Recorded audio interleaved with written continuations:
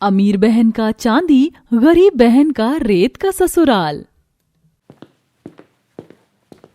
शालिनी, मेघा, देखो मैं तुम दोनों के मैचिंग के शादी के सैंडल ले आया, और ये तुम्हारी फेवरेट पानी पूरी, लो खा लो। भैया, आप इतने परेशान क्यों हैं? हाँ भैया बताओ, कुछ हुआ है क्या? मेघा, तेरे ससुराल वाले अब रेत के ससुराल में पहुंच गए हैं। मुझे समझ नहीं आ रहा, शादी के बाद तू अपने रेत के ससुराल में कैसे रहेगी? शादी भी नहीं तोड़ सकते, वरना समाज में मेरी क्या इज्जत रह जाएगी? मेरी भी नहीं, मुझे मम्मी पापा की इज्जत की फिक्र है, वरना मैं उनसे नजरें नहीं मिला पाऊंगा। मैंने तुम दोनों की शादी की जिम्मेदारी ली थी। देखो भैया, वैसे तो मुझे इसकी इतनी फिक्र रही नहीं है कभी, फिर भी इस रिश्ते को तोड़ देना चाहिए। और आप क्यों समाज के डर की वजह से इसकी जिंदगी बर्बाद करना चाहते हैं? ये कैसे रहेगी रेत के ससुराल में? पर मेरा सही है, मैं तो जा रही हूँ अपने चांदी के ससुराल में। मेघा, अब तू बता क्या चाहती है? भैया, अगर मुझे आपकी और मम्मी पापा की इज्जत बचाने के लिए रेत के ससुराल में शादी करनी होगी तो मैं वह शादी जरूर करूंगी, पर ये सब हुआ कैसे? बताता हूँ। अभी जब मैं तुम्हारा सामान खरीद रहा था तो मयंक जी ने बताया कि उनके बिजनेस में कोई लॉस हुआ है, जिस वजह से उन्हें अपना घर छोड़ना पड़ेगा। तो बस किसी तरह राजस्थान में रेत के ससुराल में रह रहे हैं। वो भी शादी को लेकर परेशान थे कि तुम कैसे रहोगी और ये शादी करना चाहती हो या नहीं। यही सोचकर तुम दोनों बहनों के लिए राजस्थानी रिश्ता देखा था कि ज्यादा दूर नहीं रहोगी, मिल लिया करोगी। पर यह नहीं पता था एक बहन चांदी के ससुराल में पहुंच जाएगी और दूसरी को रेत के ससुराल में जाना पड़ेगा। चलो, मेरा नसीब अच्छा है, मैं तो चांदी के ससुराल में राज करूंगी। पता नहीं बार बार मेघा तेरी किस्मत ही तुझे धोखा क्यों देती है। अब तो तूने रेत के ससुराल के लिए हाँ कर दी है तो जिंदगी भर उस रेत के धूल मिट्टी में रहेगी, धूल मिट्टी में सोएगी, धूल मिट्टी में ही खाना खाएगी। बहन, मैं मजबूर हूँ, तुझे उस रेत के ससुराल में भेजना नहीं चाहता, पर मैं वादा करता हूँ तेरी मदद जरूर करूंगा ताकि तेरे हालात बाद में ठीक हो जाए। भैया, अब रोना बंद भी कर दो, वरना मैं भी रो पड़ूंगी। मुझे ये शादी मंजूर है और दीदी, आपको आपका चांदी का ससुराल मुबारक हो। आप मेरी चिंता मत कीजिए, मैं रह लूंगी कैसे भी। Yes, your wish. अगले महीने ही विहान अपनी दोनों बहनों की शादी अथर्व और मयंक से करवा देता है, जिसके बाद दोनों अपने अपने चांदी और रेत के ससुराल में पहुंच जाते हैं। शादी के पहले ही दिन चांदी के जेवरात पहनकर शालिनी बहुत खुश होती है।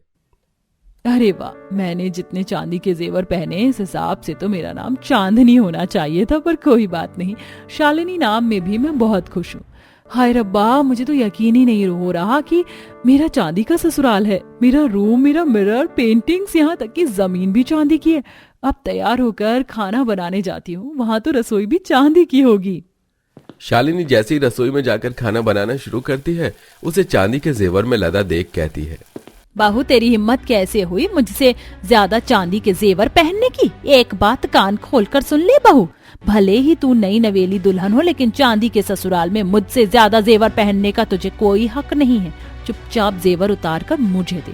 वैसे भी तेरे ससुराल वालों ने ज्यादा चांदी का दहेज देकर नहीं भेजा, सिवाय 2-3 चीजों के। जी माँ जी, मैं अभी उतार देती हूँ। उन जेवर को लेकर कोकिला वहां से चली जाती है।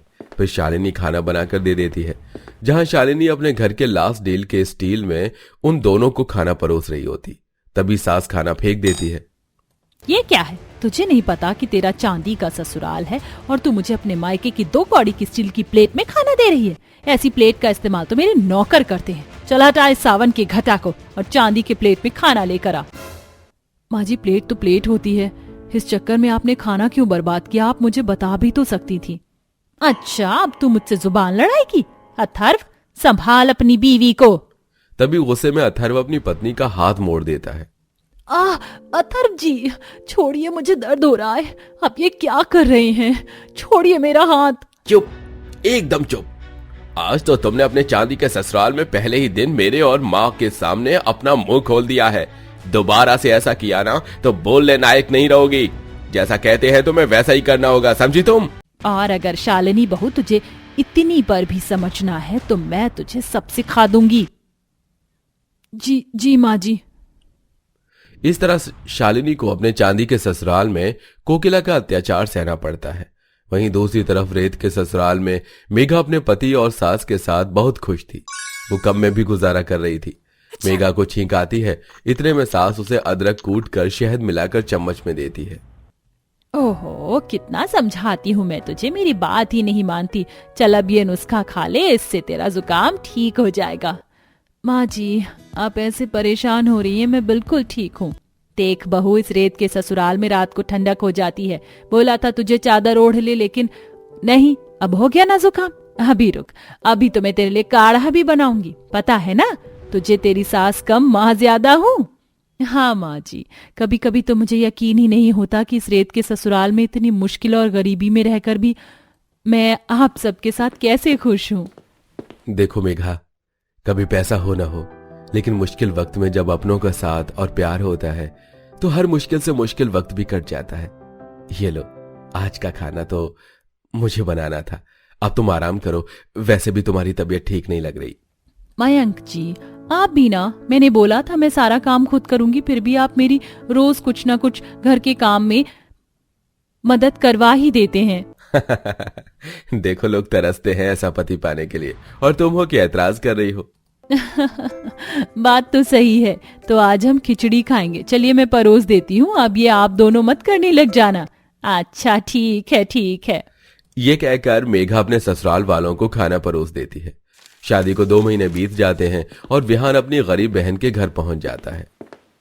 मेघा, मैं आ गया। मेरी बहन, तू ठीक तो है ना? यहाँ तुझे कोई परेशानी हो रही होगी ना? अरे भैया, आप इतना परेशान क्यों हो रहे? मैं बिल्कुल ठीक हूँ। देखिए, खुश हूँ, परेशान भी नहीं हूँ। हाँ देखो बेटा, आओ बैठो। तुम्हें लग रहा होगा ना कि तुम्हारी बहन इस रेत के ससुराल में ढंग से नहीं रह पा रही होगी, जब ही चिंता में यहाँ पर आए हो। हाँ माता जी। भैया, मेरे चेहरे की चमक देखिए। आपको पता है, माँ जी और ये तो मुझे कुछ काम भी नहीं करने देते ठीक से, और जरा सा छींक क्या दूं, जुकाम का नुस्खा दे देते हैं। मुझे यहाँ कोई भी परेशानी नहीं है। ये सुनकर मेरे दिल को तसल्ली हो गई। भैया आप बैठो, मैं अभी आई। मेघा अपने भाई के लिए कुछ बनाने जाती है, लेकिन घर में कुछ नहीं होता।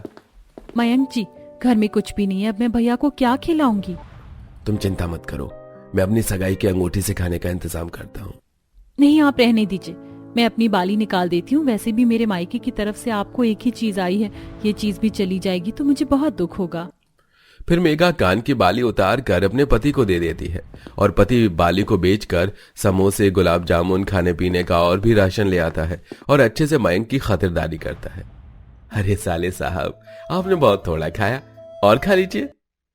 अरे बस बस, आपने मेरा बहुत पेट भर दिया। अब मुझे चलना होगा, शालिनी से भी मिलने जाना है। ठीक है भैया, दीदी को मेरा प्यार जरूर देना। फिर विहान रेत के ससुराल से चांदी के ससुराल वाली बहन के पास आ जाता है और उससे मिलता है। कैसी है मेरी बहन? अरे तू तो बहुत खुश होगी, तेरे पास चांदी का ससुराल जो है। भैया को कहीं मेरे बारे में पता न चल जाए, मुझे थोड़ा नाटक करना पड़ेगा। हाँ हाँ भैया, मैं बिल्कुल ठीक हूँ। आपको पता तो है मेरे पास चांदी का ससुराल है, भला मेरे पास किस चीज की कमी होगी? मैं तो बहुत ठाट बाट से रह रही हूँ, इतना कि चांदी के जेवर पहनकर थक जाती हूँ, इसलिए आज मैंने उतार रखे हैं। बहुत भारी भारी सा लगता है। अच्छा चलो, अच्छा है। मेरी दोनों बहन अपने अपने ससुराल में खुश हैं। अभी उससे मिलकर आया हूँ, तुझे प्यार देने को कह रही थी। भैया वो अपने रेत के ससुराल में खुश है, और एक मैं हूँ जो चांदी का ससुराल पाकर भी खुश नहीं हूँ। हाँ, उसकी सास और पति उसका बहुत ख्याल रखते हैं, तेरे भी रखते होंगे ना? फिर सुनकर शालिनी की आंखों में आंसू आ जाते हैं। अरे भैया आप बैठो, मैं आपके लिए खाना लेकर आती हूँ। यह कहकर शालिनी अपने भाई को चांदी के बर्तन में खाना परोसती है। यह सब खड़ूस कोकिला देख लेती है और चुप रहती है। वहीं विहान भी पहली बार चांदी के थाल में खाना खाकर बहुत खुश होता है और पर्स में से पैसे देकर पर्स वहीं भूलकर छोड़कर चला जाता है। इतने में कोकिला शालिनी के बाल खींचकर कहती है, क्योरी, बड़े मजे से मेरे चांदी के ससुराल में चांदी की प्लेटों में अपने भाई को खाना खिला रही थी। ये मेरे मेहमानों के लिए है चांदी की प्लेट, अपने भाई को तो स्टील की प्लेट में खिलाती जैसे मुझे खिला रही थी। आज ही दर्द हो रहा है, और आपने ही तो कहा था कि चांदी की प्लेट मेहमानों के लिए, इसलिए मैंने भैया को दे दिया। इतने में विहान अपना पर्स वापस लेने आता है और अपनी बहन के बाल छुड़वाकर गुस्से में कहता है, ये आप क्या कर रही है मेरी बहन के साथ? उसे कितना दर्द हुआ होगा। बहन, तू तो बोल रही थी इस चांदी के ससुराल में बहुत खुश है, देख लिया मैंने, तू कितनी खुश है। बता, तूने मुझे पहले क्यों नहीं बताया? नहीं बता सकती थी भैया, वरना आपकी इज्जत क्या रहती। जैसे आपको समाज की फिक्र है, मुझे आपकी। और लोग भी मजाक उड़ाते कि मैं चांदी के ससुराल में रहकर भी खुश नहीं हूँ, इसलिए चुपचाप सब सहा। देखा, मेरी बहन ने आपके लिए मुझे कुछ नहीं बताया। चांदी के ससुराल पर आपको इतना घमंड है। कल को आप चारपाई में चली गई तो आपकी देख रेख ये चांदी नहीं करेगी, मेरी बहन ही करेगी। वो आपकी इकलौती बहू है, आपको उसकी कदर नहीं है। इस चांदी की है जिसे आप अपने साथ में भी नहीं ले जा पाएंगी। अगर आपको ऐसा ही रखना है तो मैं अपनी बहन को लेकर चला जाता हूँ। नहीं बेटा, ये बात कहकर तो तुमने मेरी आंखें खोल दी। सच में ये चांदी मैं ले जा नहीं पाऊंगी। ये सब तो इन बच्चों का ही है। पता नहीं मैं क्यों अपनी बहू से ऐसा बर्ताव कर रही थी। बहू मुझे माफ कर दे। पता नहीं इस चांदी के घमंड में ही थी शायद, पर अब से नहीं। सच मंजूर। तभी कोकिला अपनी बहू को गले से लगा लेती है। ये देख विहान को तसल्ली होती है और वो अपनी चांदी की बहन के ससुराल का घर बसाकर खुशी खुशी अपनी जिंदगी में व्यस्त हो जाता है।